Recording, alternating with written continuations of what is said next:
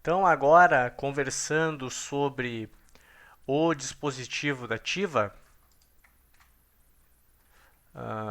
vamos começar pelas principais especificações, tá? Essas especificações foram extraídas do datasheet do fabricante, certo? Então, esse módulo GPIO, certo? E aí aqui o conceito módulo é o que o fabricante utiliza para se referir a um conjunto de pinos que podem se comportar como entrada ou saída. Então, esse módulo GPIO, ele tem até 43 GPIOs, tá? Então, isso é o que o microcontrolador pode disponibilizar. Dependendo da configuração, porque esses pinos eles são, como o P denota, propósito geral, então esse número pode mudar. E é interessante observar que, além desses pinos eles apresentarem uma boa versatilidade, tá? Desempenhando múltiplas funções, isso pode mudar dinamicamente. Então, no decorrer da operação da aplicação, o pino pode, ora, se comportar como uma entrada, ora como uma saída. Ora como uma saída dedicada para a comunicação, ora como uma entrada dedicada para a comunicação, tá? Então, isso aqui é um ponto positivo, certo? Então, ele tolera 5 volts, mas é só quando entrada. E essa característica aqui, ela tem que ser habilitada via software. Por que isso é importante? Porque facilita a interface com circuitos digitais TTL, tá? Então o TIVA pode ser conectado diretamente a esse tipo de dispositivo quando se deseja operar como uma entrada. Portas AG acessíveis através do Advanced Peripheral Bus. Bom, aqui entrou um conceito novo, né? Portas. Então o que vai acontecer? A gente vai ver no decorrer da apresentação que o módulo GPIO, tá? E aqui é o módulo, ele possui essas portas, tá? Que é denominado port. Então tem o port A, tem o port B, certo? E assim por diante até o port F, que aí o port F é 7, ok? Então, cada uma dessas portas vai ter 7 pinos. E aí, se a gente fizer aqui o produto, a gente chega nesses próximo desse número que está aqui, certo? Então, quando ele fala portas A e G, ele está falando desse circuito que está dentro do módulo, ok? E esse porte A, ele é exatamente igual ao porte B, que é exatamente igual ao C e assim por diante. Mas eles, de certa forma, são independentes, ou seja, o projetista ele consegue configurar um de uma forma, o outro de outra forma e assim por diante, tá? Então isso confere mais flexibilidade. Então, esse controle é feito através do Advanced Peripheral Bus, a gente vai estudar sobre isso daqui a pouco. Controle das GPIOs via software. Então, o que o pino vai operar? Ele vai operar como uma entrada, como uma saída.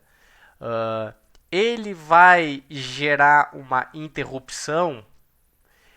Essa interrupção vai ser disparada por borda. Então, lembrando lá, né, que do conceito de eletrônica digital tem a borda de subida e tem a borda de descida. É basicamente essa transição 0 para 1 ou 1 para 0, né?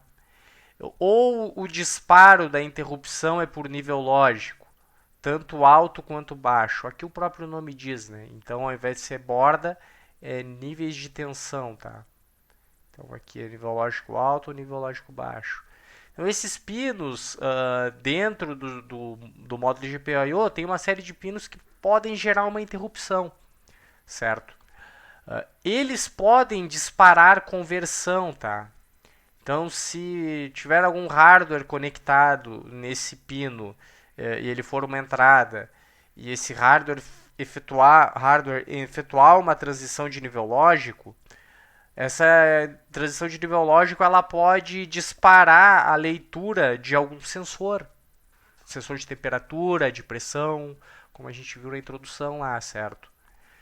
Então, quando configurados como entradas, elas são do tipo Smith Trigger. E isso aqui é bem importante, tá? Porque, de uma forma geral, nas aplicações, pode existir ruído, tá? Ruído é um fenômeno que não se consegue eliminar, mas tem que contornar ele, certo? Ou mitigar os efeitos que ele provoca. Então, se a gente tem um nível lógico e a gente está querendo buscar esse tipo de transição aqui, certo? Então, se a gente tem esse nível lógico e aí na hora de fazer transição tem algum efeito de ruído aqui, o Smith Trigger, lembrando que ele é um dispositivo que ele trabalha com esterese, né? Ele vai, por sua vez, ele vai mitigar esse fenômeno aqui, ó. Por quê? Porque ele tem uma esterese, ele tem um limiar para o qual ele considera nível lógico alto e nível lógico baixo. Se esse ruído não fornecer energia para transpor esse limiar, essas transições espúrias não vão aparecer na saída, tá? Então aqui a gente tem VI, aqui a gente tem V0, seria equivalente a dizer que aqui a gente tem VI e aqui a gente tem V0. E isso é uma característica muito positiva, por quê? Porque está economizando esse circuito integrado, tá? Já está dentro do microcontrolador. E eles também podem ser conectados como, primeiro, weak pull up ou weak pull down. Isso aqui, esses termos a gente vai estudar em seguida, tá? A capacidade de corrente dele também é bem interessante, tá? Então, isso permite interface com comunicação digital, com circuitos integrados, optoacopladores, isoladores digitais, enfim. E a coletora aberta, ela é muito interessante quando se quer conferir capacidade de corrente no circuito e também vai ajudar na conexão com dispositivos TTL e CMOS, ok? Então agora, continuando aqui com as características, então essa figura ela é bem importante porque ela retrata esse conceito, tá, de GPIO. Ou seja, o que é GPIO? É um circuito digital que pode operar tanto como entrada quanto como saída, certo? E isso ocorre, tá, dinamicamente. O que seria essa dinâmica? Isso significa que a operação, e aqui está o pino, tá? Essa operação ela pode ser modificada no decorrer da operação, tá? Então, em algum instante de tempo, o projetista pode colocar no software para esse pino se comportar como uma saída, como uma entrada, como uma saída com função especial, certo? Então, eu obtive aqui dessa fonte essa figura, tá? É importante ressaltar que esse circuito que está aí, ele se refere a uma GPIO dos dispositivos da ST. Acredito que o GPIO da Texas seja muito similar, tá? Não vai fugir muito desse circuito digital, tá? Até porque a gente vai observar no decorrer dessa série que os dispositivos, a maioria das coisas que estão aqui, a gente vai configurar lá no software, tá? Mas é bom deixar isso claro de imediato. Então, pessoal, a gente observa que tem uma série de dispositivos aqui nesse sistema digital, tá? A primeira coisa que é importante deixar claro, aqui é o pino. Então, aqui é o local do circuito digital onde vai ser feita a conexão física com outros dispositivos, tá? Esse pontilhado que está aqui, ele se refere a duas coisas, tá? O de cima se refere ao input driver. Então, o que é isso aqui? Isso aqui é uma etapa anterior à etapa em que a informação vai ser tratada pelo microcontrolador. E embaixo o output driver, ou seja, é o tratamento da informação do microcontrolador antes da conexão com a saída, certo? E basicamente o que a gente vai observar que é bem interessante é que esse conceito de GPIO ele trabalha com proteção, tá? Então existem diodos de proteção integrados, certo?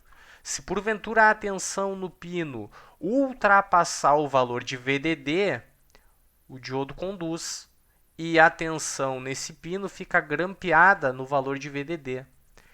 O mesmo acontece se a tensão ficar tão negativa que ela seja inferior a VSS, tá? Vai conduzir por aqui, vai grampear a tensão em VSS, certo? Lembrando que esse potencial ele não necessariamente é igual a 0 volts, tá? Tem que tomar cuidado com isso. Em muitas aplicações se considera isso zero. Por quê? Porque vai existir uma conexão física que vai assegurar que isso é zero. Mas não necessariamente ele foi concebido para ser assim, tá? Ele pode ter potencial diferente, tá? Então agora a gente vai conversar primeiro sobre o conceito de entrada, tá? Então, esse sistema digital, ele opera como os dois, mas a gente vai observar o que acontece quando ele opera como entrada. Então, quando ele opera como entrada, a gente vai colocar, por exemplo, tá? A gente vai colocar uma chave aqui, ok? Então, é uma chave push button aqui, certo? Então, esse é o conceito de entrada, tá? Circuitos que vão aplicar níveis lógicos aqui e esses níveis lógicos vão ser interpretados pelo sistema digital. Então, a primeira coisa que a gente observa aqui, se for percorrido esse caminho que está aqui, ó, é que tem esse circuito aqui, tá? Esse circuito aqui é extremamente importante, tá? Quando a gente está trabalhando no conceito de entrada, certo? Esse circuito aqui, observem que está interno já ao microcontrolador, tá? Então ele possui dois resistores conectados nesse nó, certo? Ele possui essas chaves aqui on/off. On/off é controlado pelo MCU, tá? Isso aqui é controlado por software, ok? Ambos são controlados por software. Então o projetista ele pode habilitar ou não essas chaves, tá? E o conceito dessas chaves se refere à implementação de pull-up e pull-down, certo? Mas afinal de contas, como funciona essa questão de pull-up e pull-down? Funciona da seguinte forma, tá? O projetista ele vai conectar um circuito aqui, certo? Então, se ele está conectando uma chave push button aqui, essa chave push button, ela quando operar, e eu vou colocar outra cor aqui, quando o usuário, e eu vou chamar isso aqui de SW1, certo? Quando o SW1 for pressionado, eu vou usar o pressionado, certo? O que vai acontecer com o nível lógico nesse nó aqui? Observem que se essa chave for pressionada, esse negativo aqui, esse GND, por conexão física, por quê? Porque aqui vai ficar um curto-circuito, ele vai aparecer aqui, ó. Ou seja, quando a gente pressiona a chave, é conectado ao pino 0 volts, certo? Esse 0 volts, ele está aqui, ele vai aparecer aqui, ok? Então, se o projetista, ele, por software, fechar esse interruptor aqui, certo? A gente vai conectar VSS nesse nó, ok? Então, se a gente colocar VSS, teoricamente iria fluir corrente por aqui, por aqui, por aqui, por aqui, por aqui.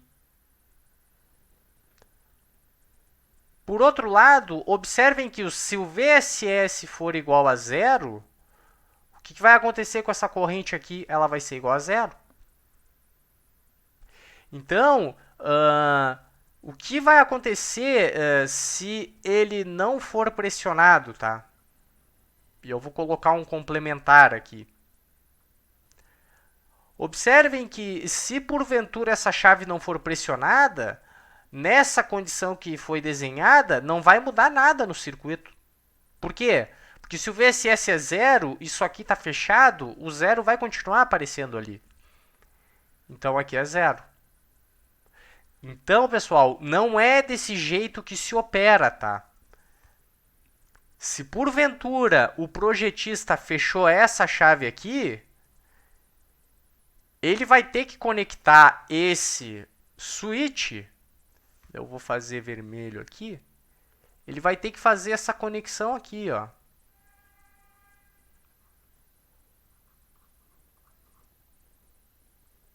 Ele vai ter que conectar essa chave no VDD. Bom, aí por que no VDD? E aí a gente vai denominar aquela chave como sendo SW2. Porque, diferente do SW1, olha o que acontece com o SW2. Tá? Então, eu vou abreviar esse press aqui para PR. Tá? Então, a gente tem duas situações. Ou ele foi pressionado ou ele não foi. Se essa chave for pressionada, e aí a gente ignora esse interruptor aqui, a corrente vai fluir por aqui, vai fluir por aqui, vai fluir por aqui. Por quê? Porque é conexão física, né? E aí observem que esse interruptor de baixo foi pressionado. Vai fluir por aqui.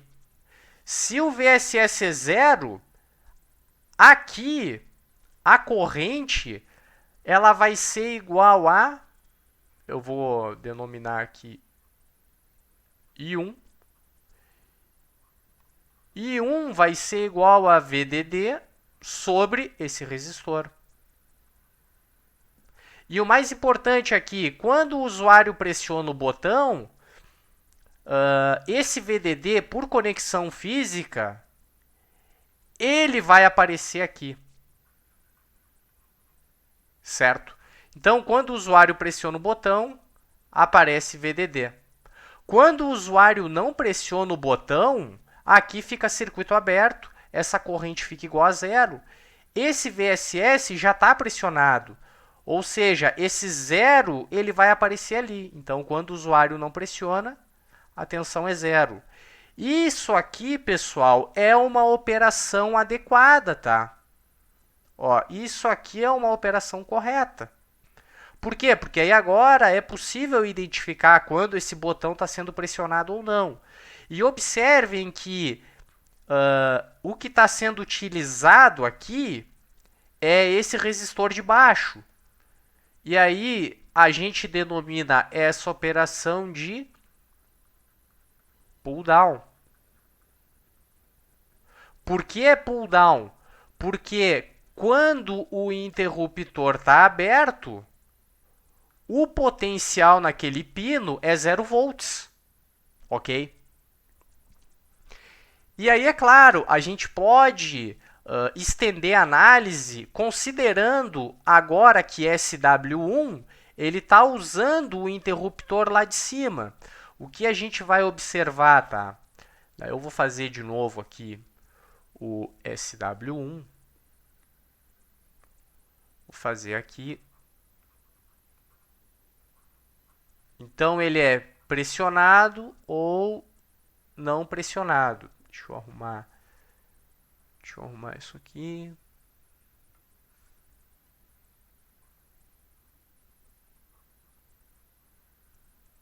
Certo?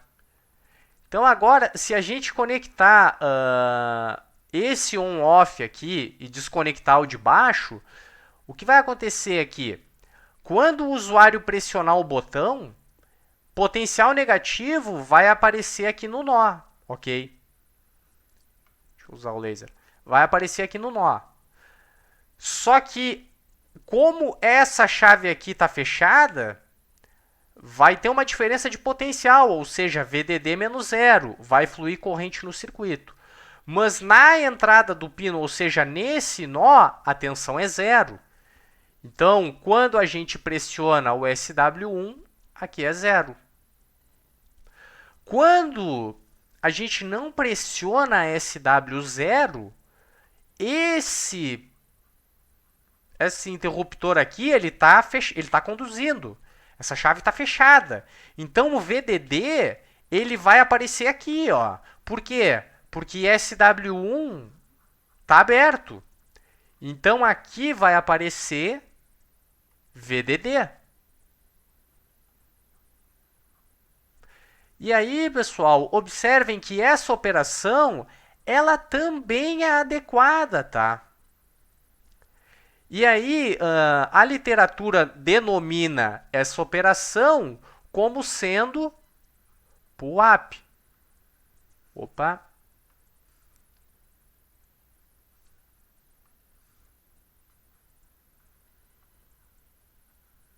Por que é pull-up? Porque quando a chave não está pressionada, tá? O pino é conectado no potencial VDD. Então, o que é importante enfatizar, tá? É que tem uma diferença muito importante entre o potencial que aparece no pino, dependendo de qual resistor a gente está utilizando aqui. E a posição do interruptor é muito importante, tá? Por quê? Porque se a gente conectar um terminal do push button no VDD, a gente tem que usar o pull down, tá? Se a gente tá conectando SW1 no GND, a gente tem que usar o pull up. Para quê? Para ter esse tipo de operação, tá? Esse é um detalhe. O outro detalhe que é importantíssimo, pessoal, é a questão da lógica positiva. Porque observem aqui, ó, quando a gente pressiona o botão, dependendo de como a gente conecta o botão, a tensão na entrada do pino, ela pode ser ou 0 ou 1. Então, se a gente quer atrelar nível lógico alto ao pressionar o botão, tem que usar o pull down, tá? Se a gente quer o contrário, tem que usar o pull up. E aí, bom, a grande questão é, por que isso é tão importante? Porque o pino, ele não pode flutuar, tá? Ou seja, deixa essa GPIO desconectada. Isso não pode acontecer, ok, pessoal? Isso aqui não pode acontecer. Por quê? Porque senão vai propagar ruído aqui dentro do circuito, tá? É para isso que existe esses circuitos de pull up e pull down, certo? Então, bom, continuando aqui na nossa análise, uma vez que o usuário escolheu se ele quer pull up ou se ele quer pull down, a gente continua no circuito e aí a gente observa que aqui tem uma conexão física. Ou seja, Essa conexão física, ela nos remete a essa analog input. Quer dizer o seguinte, se o usuário quer que esse pino opere como uma entrada analógica, o software vai desprezar o que tem aqui e vai considerar o sinal que está aqui. E aí observem que realmente nesse nó, o sinal é analógico. Por quê? Porque se aqui for uma senoide, aqui continua sendo uma senoide. Tem um fio aqui, ó, tem silício aqui, a conexão é física, não vai distorcer o sinal. E aqui, por consequência, vai ser uma senoide também, ok? Por outro lado, observem o que tem aqui desse nó, por sua vez. Tem um Smith Trigger que a gente conversou, tá? Então, se o usuário não quer que esse pino opere como uma entrada analógica, então obrigatoriamente aqui vai receber ON, certo? Se aqui receber ON, o Smith Trigger ele vai transformar esse sinal num sinal digital. Então, nesse nó aqui, o sinal é digital, certo? Então, se nesse nó aqui o sinal é digital, tem duas opções. Ou essa entrada digital ela vai operar como uma função específica, certo? Ou então é uma entrada digital simples e vai ser feita a leitura. A questão é, quem é que decide isso? Quem é que decide se é esse ou se é esse? O usuário.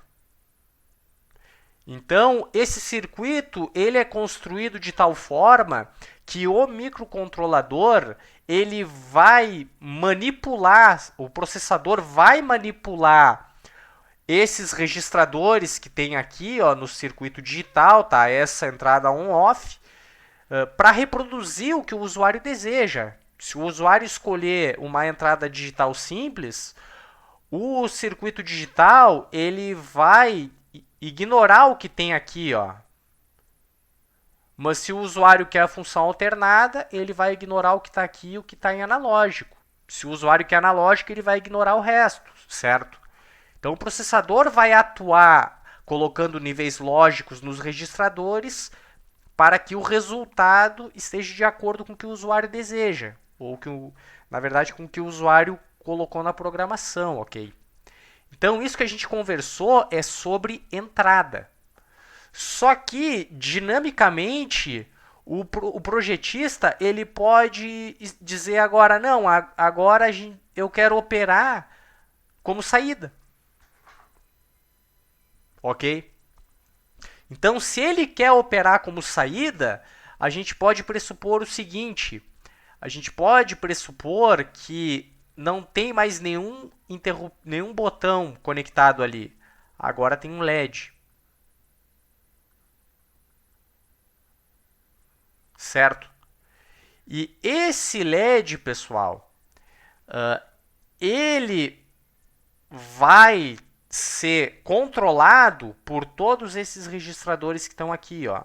Então tem toda uma sequência de dispositivos digitais e registradores dentro do microcontrolador que vão operar de tal forma que esse LED aqui ele vai acender ou não de acordo com a programação.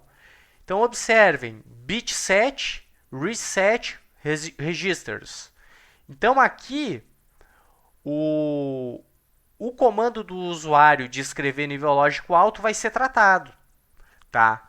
Função read and write. Se for write, a gente sabe, ó, o sinal vem daqui em diante. Aqui tem um multiplexador, output control.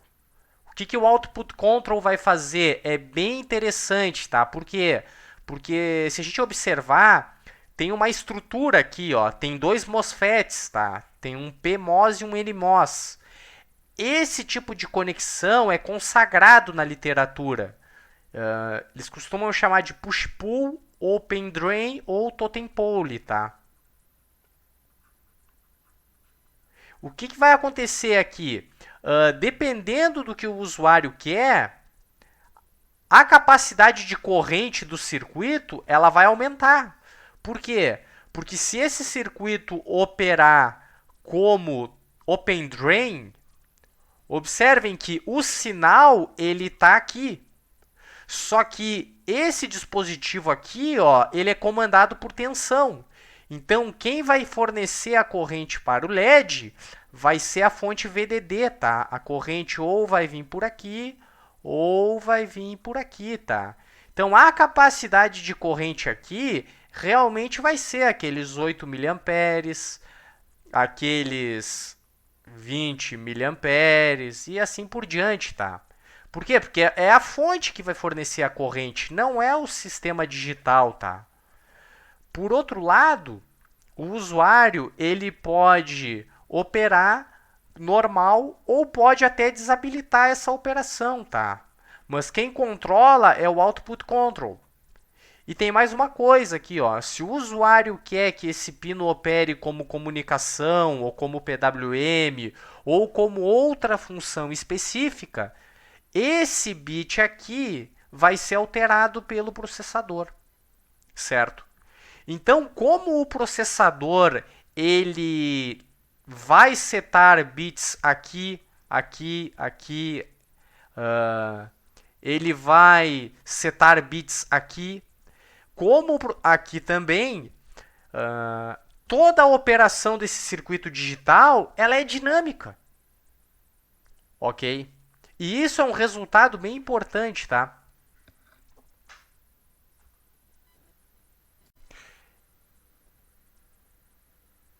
E agora que foram analisadas o princípio de funcionamento, o conceito do GPIO, convém conversar agora sobre as funções alternativas.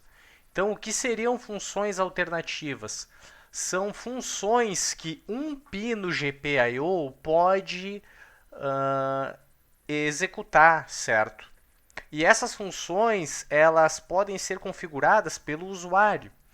Então, se a gente considerar a folha de dados do dispositivo, tem essa tabela aqui, ó, tabela 10.2, certo? Que ela se refere a isso. Então, ela vai listar os pinos aqui, ó, PE4, ou seja,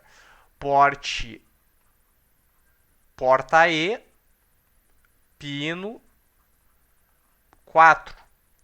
E dessa forma a gente consegue ler para os demais, tá? Tem o PF também. Então, se a gente observar o PE, por exemplo, ele tem função analógica, então ele pode ser um pino com... Ele pode ser uma entrada analógica. Ele pode operar conforme RX. Aí, se a gente observar o que seria o RX, seria o receive, tá? Seria da comunicação, ok? Nesse caso, comunicação UART. Então, ele pode operar com essa comunicação. Ele pode operar como I2, C2, SCL. E o que seria essa função? Seria a comunicação I2C, certo? Ele pode operar como PWM, nesse caso ele vai ser o PWM4. E aí o PWM, nós observamos que ele implementa a modulação por largura de pulso. Então isso aqui é útil no acionamento de conversores estáticos. Ele também pode ser PWM2, ok? Só que qual é a diferença? A diferença está no módulo que ele tá? Então aqui ele é no módulo 0 e aqui ele é no módulo 1. E ele também pode ser CAN, certo? CAN 0 RX. O que seria o RX? Seria comunicação CAN receive, ok? Então, se a gente observar ao longo dessa tabela, os pinos eles vão utilizar comunicação, eles podem operar como comunicação UART, comunicação série paralelo, certo? Comunicação CAN, comunicação I2C, mas eles também podem operar como interface para encoder. O que seria a interface para encoder? Se a gente conectar o sinal do encoder, aí a gente considera aqui, se a gente conectar, aí a gente tem o motor, certo? E aí aqui a gente tem o encoder, ok? Então se a gente conectar o encoder na entrada do microcontrolador, o microcontrolador consegue deduzir esse trem de pulsos e já atribuir um valor para ele, tá? Isso seria uma interface para encoder. E essa interface ela é configurável, tá? Pelo PHX e pelo IDXX. Então a gente vai observar ao longo dos pinos, tá? Que eles vão ter aqui, talvez na 15, o PHX, aqui ó, PH0, PHB0, o IDX, certo? Eles podem operar como timer, certo? Seria o que? Seria um temporizador. Eles podem operar como capture, compare e PWM. Eles podem operar como comparador analógico. Então, o que seria um comparador analógico? Teria o... Opa, melhor fazer aqui. Então, um comparador analógico seria bem análogo ao amplificador operacional, tá? A gente tem V1 e V2. Se V1 for maior que V2, sai 1. Se acontecer o contrário, sai 0. Eu coloco 0 aqui na saída, tá? E ele também tem essas funções aqui, TRDX e TRCLK, que é para depuração. Ou seja, ele comunica com um dispositivo que faz depuração e através dele esse dispositivo obtém dados e leituras de outros pinos, ok? Todas essas funções que estão aqui, elas podem ser, elas vão ser encontradas nos pinos e alguns pinos vão possuir mais e outros menos funções, tá? Mas é importante observar que o pino, quando ele possui essas funções, trocar de função no decorrer da operação é possível e pode ser feito via software, ok?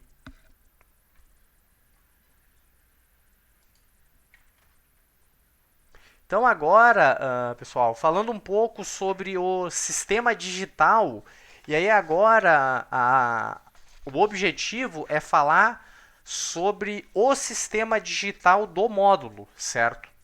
Então, o que seria esse sistema digital do módulo? Consultando a tabela de dados do fabricante, se encontra essa figura na seção de GPIO, tá? Então, aqui, essa figura é extremamente importante, por quê?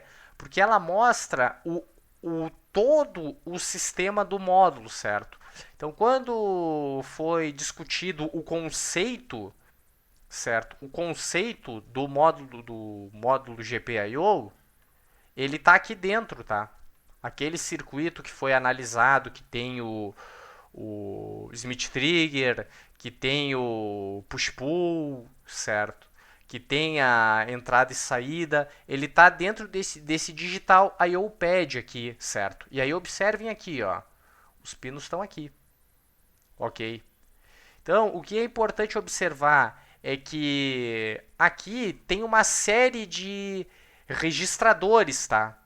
Ó, isso aqui é um registrador, isso aqui é um registrador, isso aqui é um registrador, isso aqui é um registrador, isso aqui é um registrador e assim por diante.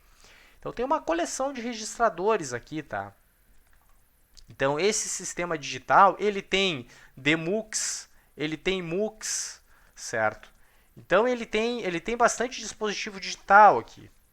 E esses dispositivos, eles operam com bits, certo? Então, como o objetivo é interpretar como opera o pino, para que ocorra a operação do pino, todos esses registradores aqui, eles são configurados pelo software, tá?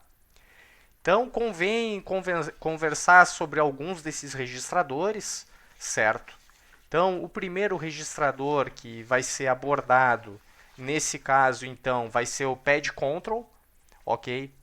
E aí, lembrando que o pad control, ele está aqui, ok? O pad control, ele vai ser responsável, e aí a gente vai observar aqui, ó, esses registradores que estão aqui dentro, ok? pela configuração da capacidade do pino, tá? Então, o que vai acontecer? Ele controla a corrente que flui no pino. Então, 8 miliamperes, 20 miliamperes e assim por diante, certo? E essa capacidade de corrente, ela é configurada nesse registrador aqui. Esse SLR, tá? É o slew rate, ou seja, a transição do pino, tá? A velocidade com que ele faz a transição. Se a entrada é digital, se não é digital.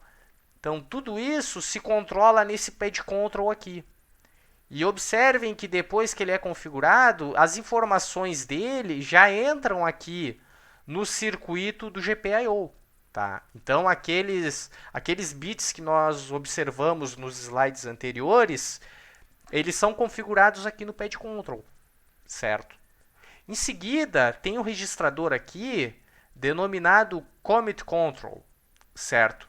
Esse registrador, dentro dele tem dois registradores, ó, o GPIO lock e o GPIO CR. Esse registrador é extremamente importante. Por quê? Porque ele vai tratar com uma camada de proteção, tá?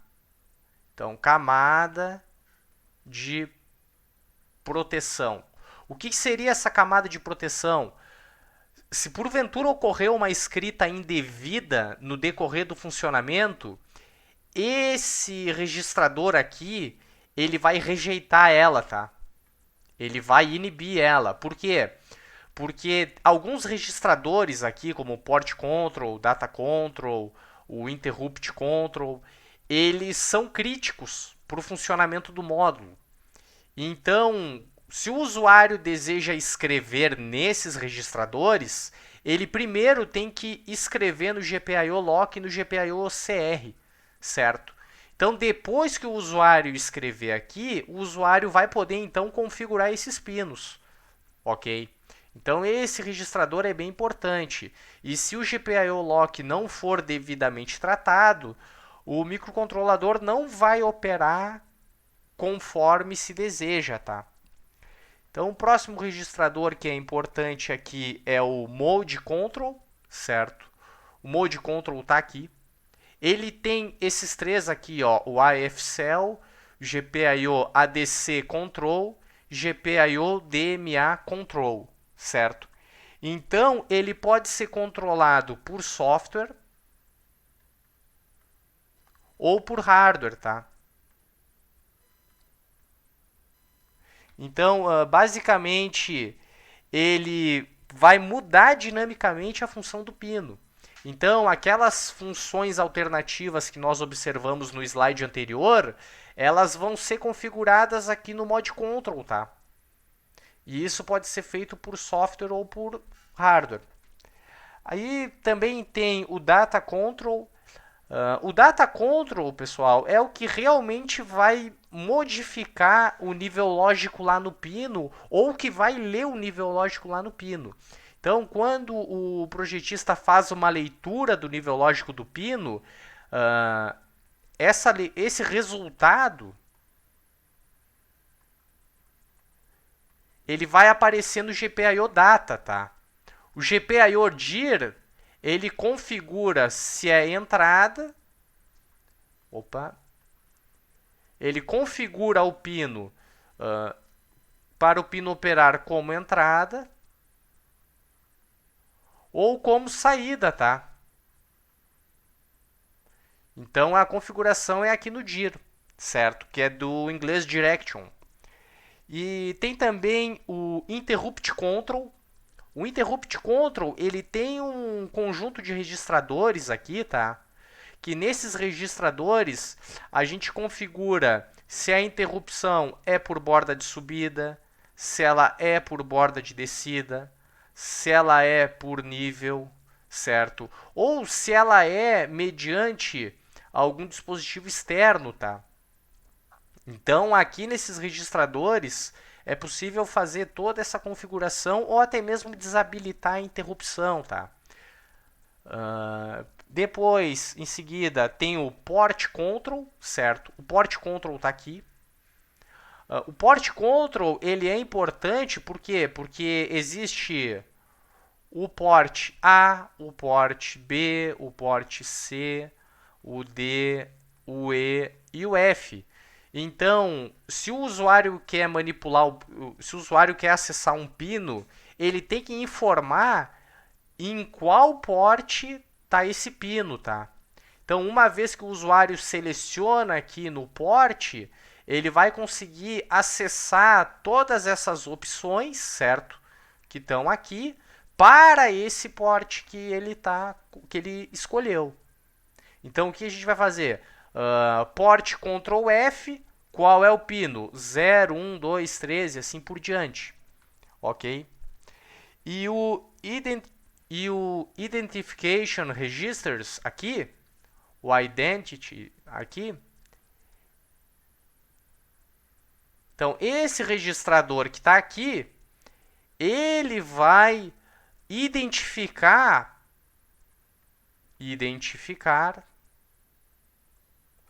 para o software. Então, o software vai conseguir se situar no sistema digital através da informação que está aqui, tá?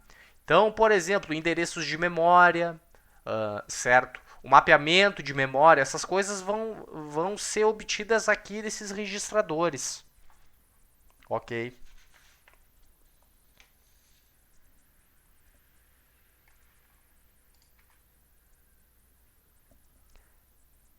E um outro assunto que é importante quando se entra na questão do sistema digital, uma vez que se conhece o dispositivo, se conhece o circuito de uma GPIO e se conhece a estrutura do módulo GPIO, convém conversar sobre o mapeamento de memória. Então, por que é importante conhecer o mapeamento de memória? Porque o GPIO ele tem uma relação muito importante com esse conceito, tá? Então, o conceito de mapeamento de memória, ele se refere ao processador acessar elementos da memória, certo? Através de um decodificador de endereços. Então, se o CPU ele precisa de uma informação que está na memória, ele precisa entender aonde está essa informação, tá? Por quê? Porque ele precisa se conectar e ler essa informação na memória. Então, o módulo GPIO ele é considerado nesse contexto como um dispositivo de memória. Tá? Esse conceito é bem interessante, tá? E a maioria dos sistemas digitais que usam microcontroladores e DSPs, eles usam esse tipo de conceito. Então, basicamente, o módulo GPIO ele é uma extensão da memória, tá? Então, continuando aqui, aí agora a gente tem um exemplo aqui de como seria esse conceito para o módulo GPIO. Então, observem na figura que aqui nós temos uma memória, certo? E aqui nós temos o periférico 1, periférico 2 e assim por diante. Pelo fato dele desempenhar o comportamento similar ao de uma memória, o processador vai tratar ele como um elemento de memória. Ou seja, no barramento de endereços, ele vai ter um endereço, certo?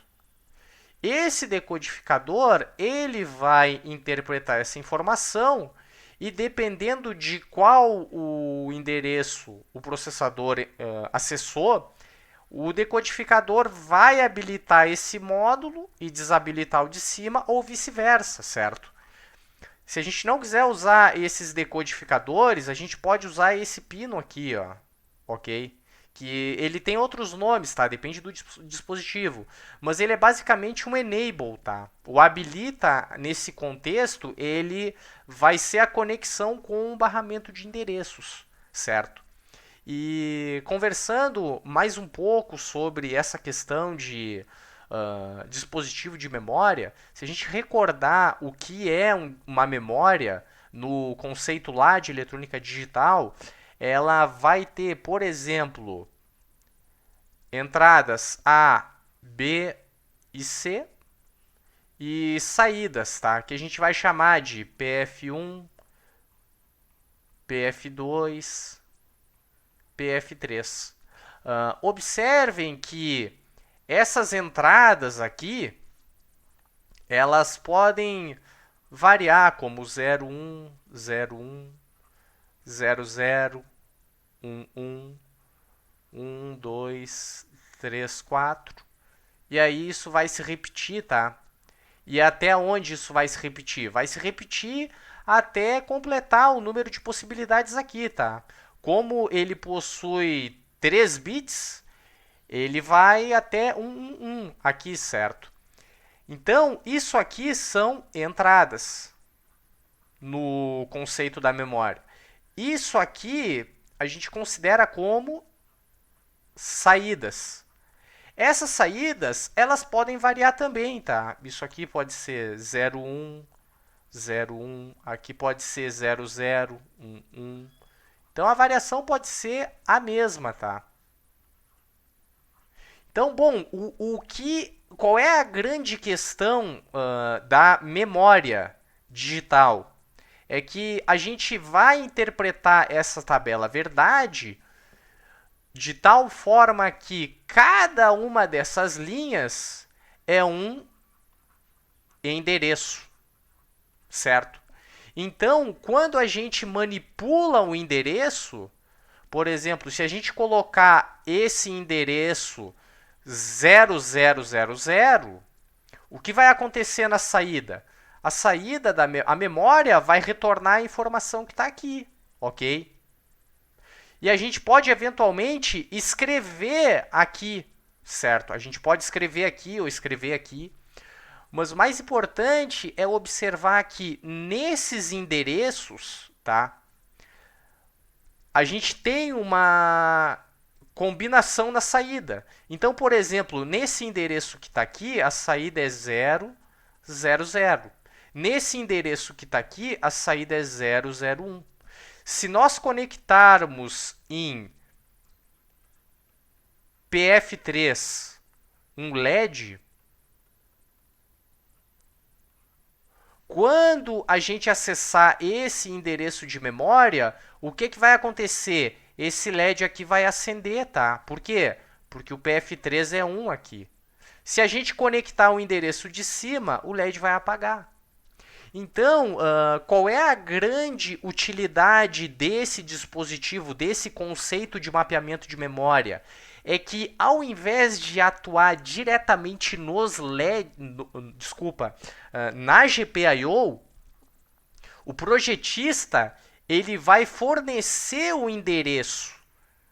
O endereço vai nos remeter para um endereço, para uma região da memória na qual vai existir uma combinação.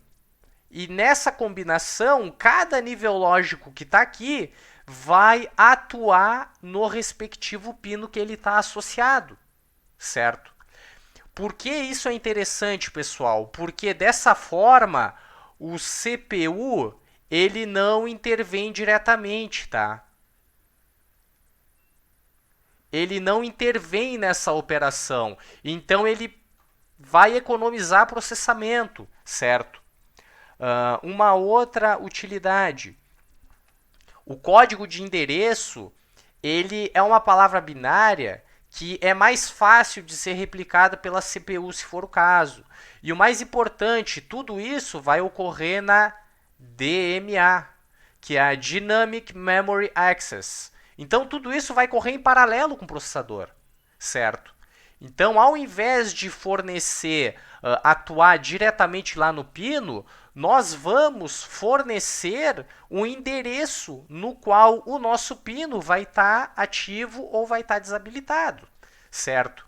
E, bom, o que a gente vai fazer então no nosso contexto? Observem que nós temos no porte F, conforme a gente viu, e isso acontece no porte A, B, C e assim por diante, nós temos 1, 2, 3, 4, 5, 6, 7 pinos. Desculpa, 8 pinos. É do 0 ao 7, tá? Então, se a gente considerar esse conhecimento, se nós temos 8 pinos aqui, ou seja, essa tabela verdade, ela vai ter 8 entradas e 8 saídas. Então, isso aqui tem 2 na 8 combinações, tá? Aqui, quantas combinações tem aqui? 2 na 3, tá? Que é igual a 8. Do 000 até o 001, tem 8 combinações, tá? Tem 8 linhas aqui. Agora, aqui no contexto do TIVA, nós temos 256 endereços, ou seja, a nossa tabela verdade ela tem 256 linhas. Em cada uma dessas linhas vai ter um padrão desses aqui, ó, certo? Em que uns pinos estão habilitados e outros não. Mas o que é importante observar é que qualquer padrão que a gente deseja vai ter um endereço associado para ele, tá?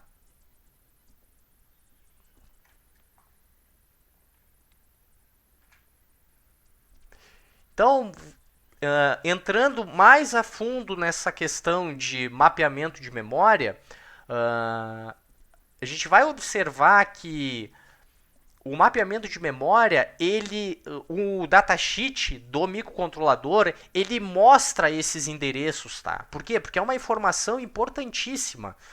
Se a gente não possui esses endereços, a gente não consegue operar o microcontrolador, tá? Então, antes de entrar no datasheet, eu vou só fornecer aqui alguns detalhes. O GPIO-A, por exemplo, o barramento AHB, ele tem esse endereço. E aí, pessoal, é importante ressaltar que isso aqui está em hexa, tá? Então, cada número desses aqui é um nibble, ou seja, aqui é 0100, aqui é 0000, aqui é 0000, aqui é 0101 e assim por diante, tá? A gente vai observar que o total de bits que tem ali é 32. Por quê? Porque o TIVA ele é um microcontrolador de 32 bits, tá? E o que é interessante observar é que o GPIO-A, observem que ele está nessa região da memória aqui, ó. E aí, pessoal, por que a gente está dizendo que isso aqui é uma região, tá? Isso aqui, ó. Por que isso aqui é considerado uma região? Porque todos aqueles registradores que a gente identificou no módulo, eles são acessados através de endereços, tá? Então, o prefixo, podemos dizer assim, do endereço, é o endereço do barramento aqui, ó. Só que os últimos bits, a gente vai modificar eles, tá? Então, o endereço absoluto, ele é composto pela base, certo? Quem é a base? É o endereço do módulo no barramento, do mapa de memória, certo? E quem é o offset? O offset é o número que, associado com a base, nos leva para a região de um registrador do módulo. Então, tem o GPIO-DIR, tem o GPIO-DR4R, tem o GPIO-DEN. Observem que o que está mudando aqui são os prefixos, tá? Por isso que a gente diz que cada módulo ele ocupa uma região da memória. Então, aqui são vários endereços, tá? Esse 4K que está aqui é simbólico, é só para mostrar que ele vai ocupar um volume da memória. Então, se a gente quer obter essas informações completa, detalhada, a gente precisa acessar o datasheet, tá? Então, eu já abri aqui o datasheet. Eu vou estar compartilhando aqui na tela. certo? Então eu abri do site, tá? Se ao clicar nesse link já é direcionado para o datasheet do microcontrolador. Então eu vou aumentar ele aqui porque a informação que está aqui no momento vai ser mais importante do que está ali no, na apresentação, tá? Então toda a informação está aqui, pessoal. Eu vou direcionar lá para o barramento, certo? Lá para o mapa de memória. Então a gente vai observar que tem aqui o módulo GPIO e tem o register map, certo? Então quando a gente entra no register map, todos os endereços que nós precisamos para acessar os pinos, eles estão aqui, tá? No register map. E aí observem a informação que eu coletei, ela tá na página 659, tá? No documento, a página é 659 também. Legal. Então, por exemplo, o GPIO AHB é esse endereço que é o que está aqui na figura. Mas tem o GPIO B, tem o GPIO C, tem o D. E todos os registradores do módulo, eles existem para o A, para o B, para o C e para o D. E assim por diante. O que é que muda? Muda a região que eles ocupam na memória. E aí, o que é interessante observar, pessoal, é que aqui na tabela 10.6, o fabricante ele detalha cada registrador, tá? Cada um desses registradores, eles estão devidamente explicados aqui. Então, é extremamente importante ler essas informações e compreender elas aqui, porque é isso que vai fazer o dispositivo operar, tá? Então, por exemplo, se vocês observarem o GPIO Data, ele é um registrador, tá?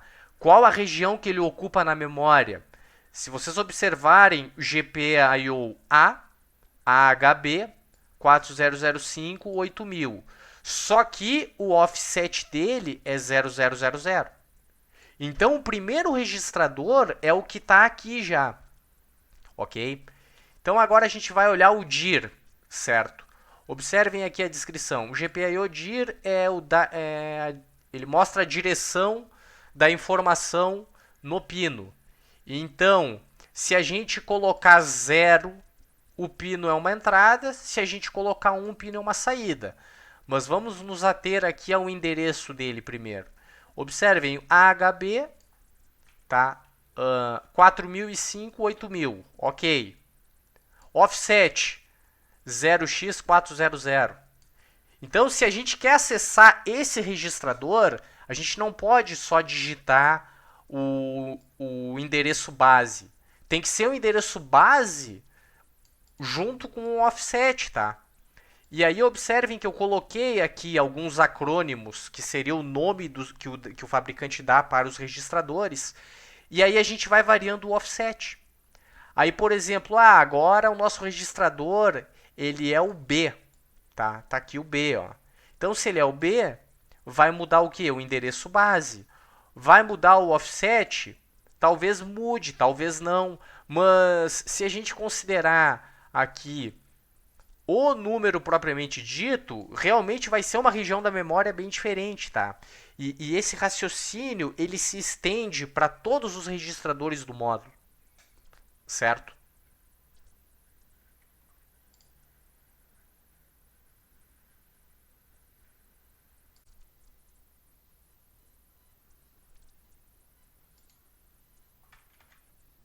Então, no datasheet do fabricante, uh, vai existir esse tipo de informação que está mostrada aqui na figura, tá?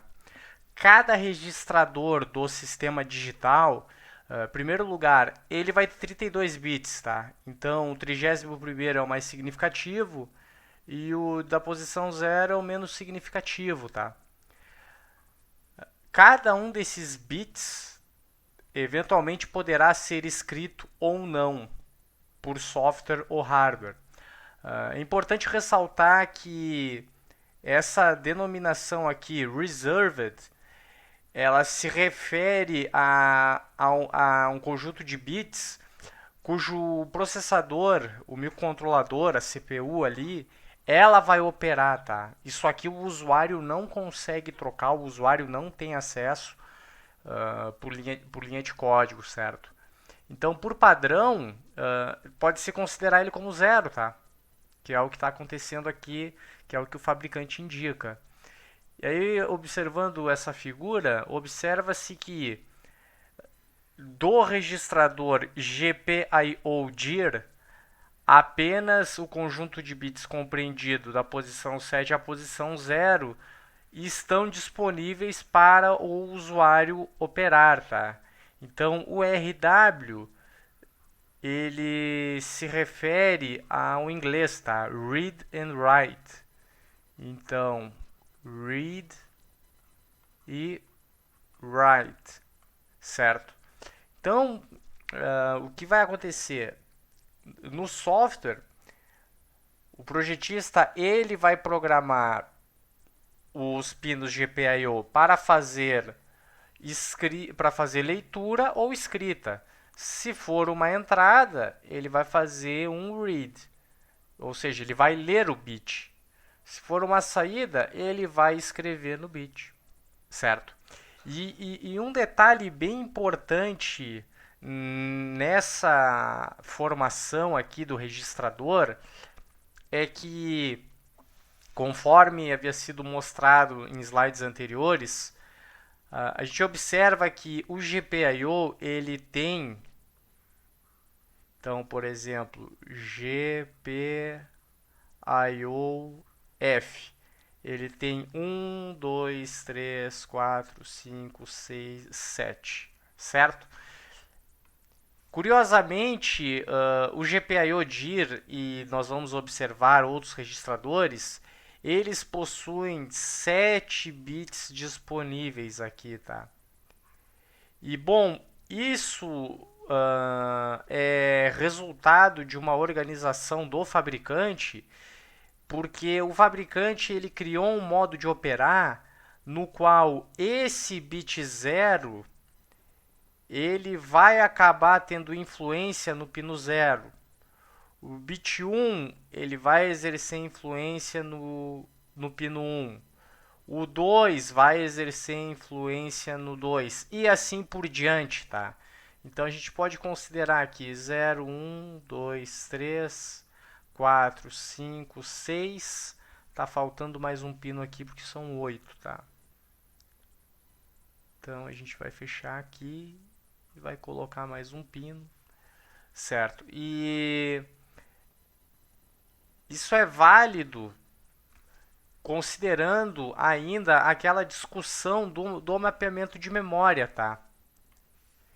Então, de uma forma geral, considerando aquele raciocínio do mapeamento de memória que a gente fornece endereços, no endereço a gente vai fornecer o endereço base mais o offset. E aí, quando for escrever nesse número, vai acontecer que aqui a gente sabe que é zero. Por quê? Porque é tudo zero, né? Se a gente considerar essa palavra como hex, aqui é zero, aqui é zero, aqui é zero, aqui vai ser zero, aqui vai ser zero e aqui vai ser algum número. A união desses números é o endereço do desculpa, é os bits que vão ser escritos ou os bits cuja leitura vai ser feita, tá? Então, se aqui, por exemplo, for 0, 1, 0, 0, o que a gente está dizendo? Aí tem que olhar aqui na descrição, tá? Observem que o que o 1 está fazendo aqui, ó. O pino correspondente é uma saída. Então, se a gente colocar nível lógico 1 aqui, esse pino que está aqui, a gente vai poder conectar um LED nele, tá? Agora, esse pino aqui que é 0, ó, o que está dizendo aqui? O pino correspondente a uma entrada. Então, nesse pino aqui, vai ser mais interessante conectar dispositivos como uma chave push-button, um sensor de presença, certo? Mas o mais importante tem que escrever nessas posições aqui, tá? Não pode tentar escrever aqui, ok? Então agora, examinando o datasheet do fabricante, eu vou maximizar aqui, tá? Vai ter uma seção aqui que ela é denominada GPIO, tá?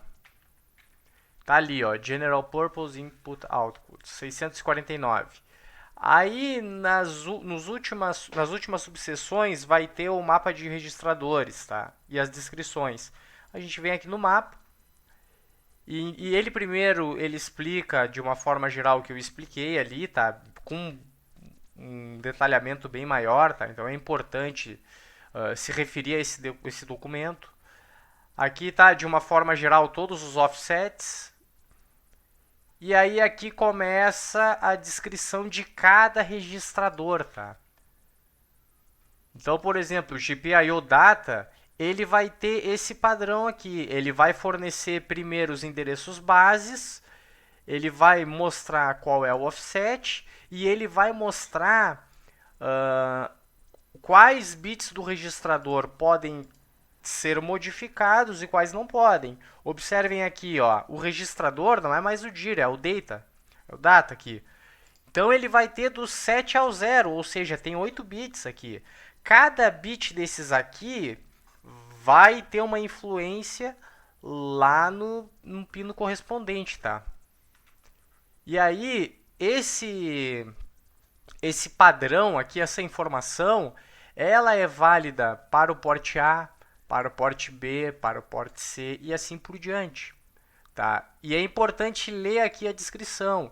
Então, se a gente observar a discussão anterior, ela foi extraída dessa sentença aqui, tá?